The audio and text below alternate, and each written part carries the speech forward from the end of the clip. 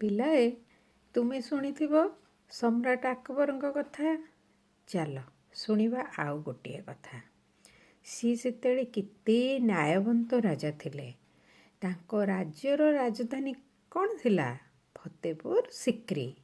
ସିଏ କିନ୍ତୁ ଲୋକମାନଙ୍କ ଅସୁବିଧାକୁ ଶୁଣିବା ପାଇଁ ରାଜ୍ୟର ଅଲଗା ଅଲଗା ଜାଗାରେ ଉଠା ଦରବାର ବସଉଥିଲେ। ଥରେ ସିଦ୍ଧି ପ୍ରଦେଶର ଘୋଗ୍ରା ଗାଁରେ ଗୋଟେ ଉଠା ଦରବାର ବସେଇଥାନ୍ତି। ସିଦ୍ଧି ପ୍ରଦେଶର ଘୋଗ୍ରା କେଉଁଠି ଜାଣିଛ ପିଲାଏ? ବର୍ତ୍ତମାନର ମଧ୍ୟପ୍ରଦେଶ। ସେ ଦରବାରରେ ଘୋଷଣା କଲେ, ଯିଏ ମୋର ରୂପଚିତ୍ର ଏକଦମ ଠିକ୍ ଭାବରେ ଆଙ୍କିପାରିବ ମୁଁ ତାକୁ 1000 ସ୍ୱର୍ଣ୍ଣ ମୁଦ୍ରା ଦେବି। ସେଇ ଘୋଗ୍ରା ଗାଁରେ ମହେଶ ଦାସ ବୋଲି ଜଣେ ଗରିବ ବ୍ରାହ୍ମଣ ରହୁଥାଏ। ଏ ଖବରଟି ତା କାନରେ ପଡ଼ିଲା। ମହାରାଜ ଯେଉଁ ଦିନକୁ କହିଥିଲେ ସେଇଦିନ ଆସି ପହଞ୍ଚିଲା। ପିମ୍ପୁଡ଼ି ଧାଡ଼ି ବାନ୍ଧିଲା ପରି ଚିତ୍ରକରମାନେ ଆସି ଦରବାରରେ ପହଞ୍ଚିଲେ। ସମସ୍ତେ ମହାରାଜାଙ୍କ ରୂପଚିତ୍ର ଆଙ୍କିକି ଆଣିଥାନ୍ତି। ଦରବାରରେ ସମସ୍ତେ ଟୁପୁରୁ ଟାପୁରୁ ଫୁସୁରୁ ଫାସୁରୁ ହେଉଥାନ୍ତି। କାହାର ଚିତ୍ର ଏତେ ଗୁଡ଼ିଏ ସ୍ୱର୍ଣ୍ଣ ମୁଦ୍ରା ପାଇବ? ମହାରାଜା ଆକବର ତେଣେ ଉଚ୍ଚ ସିଂହାସନରେ ବସି ଗୋଟି ଗୋଟି କରି ରୂପଚିତ୍ରମାନ ଦେଖୁଥାନ୍ତି ଆଉ ପ୍ରତ୍ୟାଖ୍ୟାନ କରୁଥାନ୍ତି। ସବୁଥିରେ କହୁଥାନ୍ତି, ନାଇଁ ନାଇଁ, ଇଏ ମୋ ରୂପଚିତ୍ର ନୁହେଁ। ସବା ଶେଷରେ ଆସିଲା ମହେଶ ଦାସ, ଗରିବ ବ୍ରାହ୍ମଣ। ସେତେବେଳକୁ ମହାରାଜ ବିରକ୍ତ ହେଇଗଲେଣି।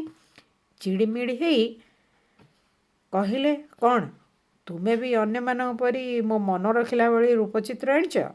ମୁଁ ସୁନ୍ଦର ଅସୁନ୍ଦର ଖୋଜୁନି, ବରଂ ଖୋଜୁଛି ବାସ୍ତବ ରୂପଚିତ୍ର।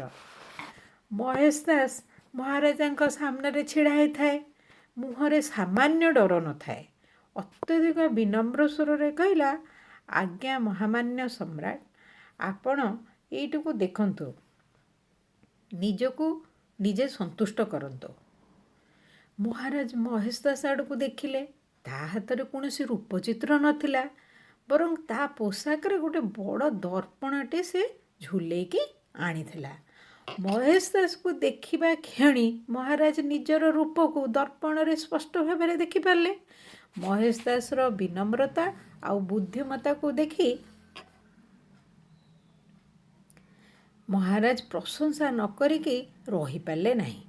ଶେଷରେ ତାଙ୍କୁ ରାଜଧାନୀ ଫତେପୁର ସିକ୍ରିକି ଡକେଇ ପଠେଇଲେ ଆଉ 1000 ସ୍ୱର୍ଣ୍ଣ ମୁଦ୍ରା ପୁରସ୍କାର ଭାବେ ଦେଲେ।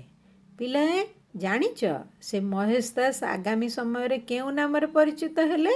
ସେଇ ହିଁ ବୀରବଲ। ଏ ଗପଟିରୁ ପିଲାଏ କ'ଣ ଶିଖିଲ?